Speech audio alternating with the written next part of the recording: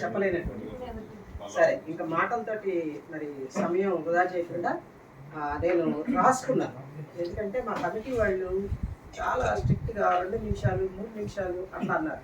అందుకని రాసుకున్నాను. 1979లో కాకతీయుల ఓరుగల్లులోని రీజనల్ ఇంజనీరింగ్ కళాశాలలో ఆనందంగా ఉత్సాహంగా అడుగుపెట్టాడు. ప్రొఫెసర్ దేవపాల్ గారి విశ్వాస వ్యక్తిత్వం ఆ కుర్రవాడిని బలంగా ఆకట్టుకుంది. వారి కుటుంబ వ్యవహారం, సహవాసం, శ్రద్ధ, కుల, మత, జాతి, వర్ణ భేదమెరుగని వారి ప్రేమ అతని జీవితంపై చెరగని ముద్ర వేసింది. దేవపాల్ గారి కుటుంబం యొక్క ఆతిథ్యం, దాతృత్వం, సాత్వికం, ఎల్లప్పుడూ పరిచర్యకు తెరిచి ఉండే వారి గృహం అనేక మందికి మార్గదర్శక ఆశ్రయం కాగా, ఆ వాతావరణంలో ఈ మధ్యతరగతి కుర్రాడు దేవపాల్ గారిలోని క్రీస్తు పోలిక మార్గదర్శకంగా తీసుకుని విద్యలోను, వాసిలోను, రాశిలోను ఎదుగుతూ ఒదిగాడు. అతని కథ మారింది, కళ కూడా మారింది. అలాగూ యుఎస్ఐలో భాగస్వామిగా 1984లో రతనాల సీమ రాయలసీమ గడ్డపై కడప గడపలో కోఆర్డినేటర్గా చేరి ఆ గడ్డ నా అడ్డ అన్నాడు.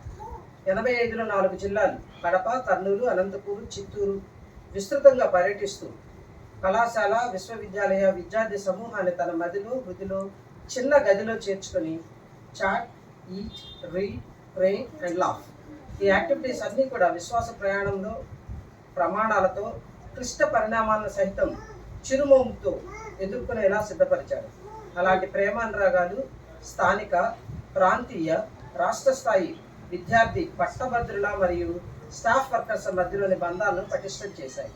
సోదరభావంతో క్యాంప్స్, కాన్ఫరెన్సుల్లో పాల్గొనడం, వంట, వార్పు, పాటలు, ప్రాక్టికల్ మాటలు, ఆటలు, అనేక మందిని శిష్యులుగా, నాయకులుగా తీర్చిదిద్దే ప్రక్రియలో తన శక్తి వంచన లేకుండా పూసుకొని పనిచేశారు. యుఎస్ఐ విలువలను వలువలుగా మార్చుకున్నారు.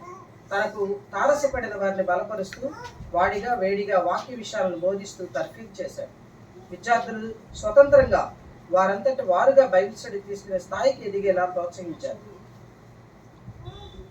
తన ప్రాంతాల పర్యటనలో బాగా సన్నిహితులైన వారి దగ్గర వస్త్రాలు, వస్తువులు, పుస్తకాలు సేకరించి అవసరతలో ఉన్న వారికి అందిస్తూ వారిని సాకేవారు.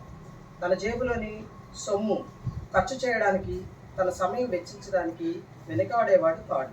విద్యార్థులను కూడా తమ వద్ద ఉన్న కొంచెం పైసలు పోగు చేసి తమ తోటి పేద విద్యార్థులకు ఫీజు కట్టడం, క్రిస్మస్కు బట్టలు కొనడం, ఆరోగ్య అవసరతలకు సహకరించడం లాంటి వాటి ద్వారా దైవ ప్రేమను పంచడంలో ఉన్న ఆనందాన్ని స్వతంత్రంగా అనుభవించే తాత్పర్యం కలిగి ఉండేలా ప్రోత్సహించడం జరిగింది. ఇతరులు నేర్పిన ప్రేమ ప్రక్రియ పేదరికంలో ఉన్న వారికి పెద్దరికం కట్టబెట్టే పరంపరను కొనసాగించారు. భారతి అలాగే కమల్ నేను 1986లో కోటగిరిలో స్టడీ సెంటర్లో నెలన్నర ఉన్నాం.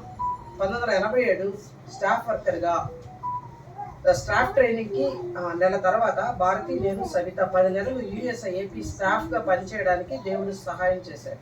ఆ సమయంలో పెద్దక్కగా చాలా విషయాల్లో భారతి వ్యవహరిస్తూ మమ్మల్ని గైడ్ చేస్తూ ఉండేది. మనది భారతదేశం, ముద్దు పేరు భారతి, జాతీయ పుష్పం కమలం. రాజకీయ నేపథ్యం గల క్రైస్తవ విద్యాధిక కుటుంబం నుండి వచ్చిన భారతి చేతికి కమలం దొరికింది. వివాహంతో కమల భారతి అయింది. అందరూ అనుకున్నారు, కొందరు అడిగారు కూడా, ఇది ప్రేమ వివాహమా అంటూ.